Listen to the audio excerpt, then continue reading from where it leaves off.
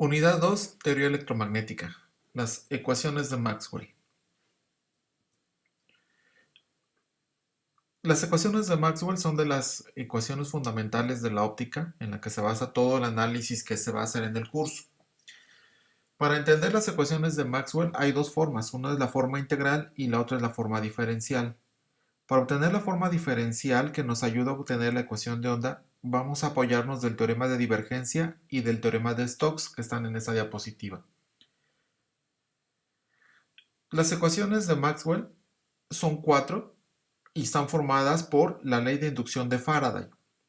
En esta ley se establece la relación entre el flujo magnético variable en el tiempo, pasando a través de un circuito conductor cerrado, y la corriente que se genera alrededor de un circuito. Está dada por la integral abierta sobre una área del producto punto del campo respecto de la superficie. Ese es el flujo magnético. Aquí la superficie sobre la cual se mide es una superficie abierta, la cual es atravesada por líneas de campo magnético. Ese campo magnético que atraviesa esa superficie forma o produce una fuerza electromotriz que está dada en esta ecuación. Bien, entonces relacionando las dos ecuaciones, como se puede ver, aquí creemos que la variación o la fuerza electromotriz está dada por la variación del flujo magnético y se relaciona con una aparición o con una creación de un campo eléctrico. Entonces, derivando la ecuación de arriba respecto del tiempo, es muy fácil obtener la ley de inducción de Faraday en forma integral. Ahora, usando el teorema de Stokes que fue descrito previamente, podemos cambiar fácilmente esa ecuación en su forma diferencial, que dice que es el rotacional del campo eléctrico es igual a menos la derivada respecto del tiempo del campo magnético.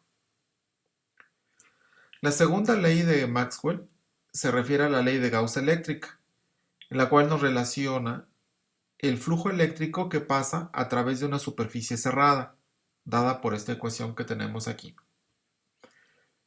Si el volumen que encierra la superficie cerrada es V, y si dentro de ella hay una distribución homogénea de carga, entonces la ley de Gauss eléctrica nos relaciona el campo eléctrico y la densidad de carga que encierra ese volumen a través de una integral triple, como tenemos aquí arriba.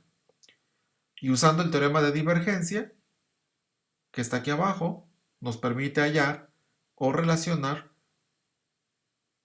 el campo eléctrico, la divergencia del campo eléctrico con la ecuación de arriba. Entonces, aquí es inmediatamente que se ve que la divergencia del campo eléctrico es igual a la densidad de carga entre epsilon. Epsilon, recordemos que es la permitividad eléctrica de un medio. La siguiente ley de Maxwell se refiere a la ley de Gauss magnética. Esa es una de las leyes quizás más sencillas o más fáciles de entender, porque nos relaciona el flujo magnético a través de una superficie cerrada A, otra vez que encierra un volumen B. Como sabemos, no hay monopolos magnéticos, entonces aquí las líneas de campo que salen a través de una superficie cerrada es el mismo número de líneas que entran en esa misma superficie. Por lo tanto, no hay un flujo magnético, es decir, phi m, que se representa como flujo magnético, es igual a cero. Y aquí inmediatamente usando el teorema de divergencia llegamos a que la divergencia del campo magnético es igual a cero. Finalmente, una de las grandes contribuciones de Maxwell fue la ley de Ampère. Esta ley relaciona el campo eléctrico con la presencia de corrientes eléctricas. Aquí en la figura vemos un conductor de color azul por el cual circula una corriente eléctrica I que circula en la dirección de arriba hacia abajo. Sabemos por nuestros cursos previos de electricidad que ese alambre o alrededor de ese alambre se genera un campo magnético que se enreda según la regla de la mano derecha. Si el pulgar apunta en la dirección de la corriente, los dedos de la mano se enroscan en el alambre siguiendo la dirección del campo magnético. Entonces, para calcular la ley de Ampère nos relaciona ese campo magnético con la corriente eléctrica a través de esta integral que tenemos en esta diapositiva. La integral que se realiza es sobre una área abierta como se muestra en la figura. Eso es lo que dice la ley de Ampère. Sin embargo, Maxwell se dio cuenta que esta situación no se cumple para todas las situaciones físicas. Por ejemplo, cuando tenemos un condensador de placas paralelas, como está aquí en la figura.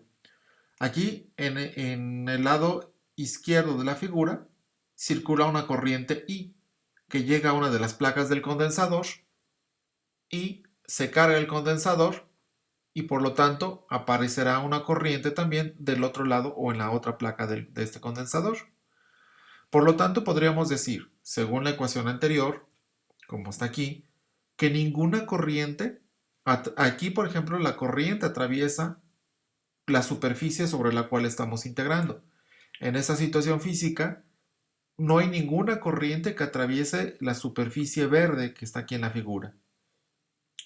Entonces, si no hay ninguna corriente, entonces tendríamos que decir que el campo magnético tendría que ser cero. Pero eso no sucede en realidad, ¿no? Porque si hay una corriente que está circulando por ese alambre. Entonces lo que Maxwell hizo fue que propuso que la densidad de corriente que se genera se le llama o la llamó corriente de desplazamiento y está dada por el término epsilon por la parcial del campo eléctrico respecto del tiempo. Este término que aparece aquí en la integral fue una de las grandes contribuciones de Maxwell. Y finalmente, usando el teorema de Stokes, llegamos a que el rotacional del campo magnético es igual a esta expresión. Y esas son las 4 ecuaciones de Maxwell.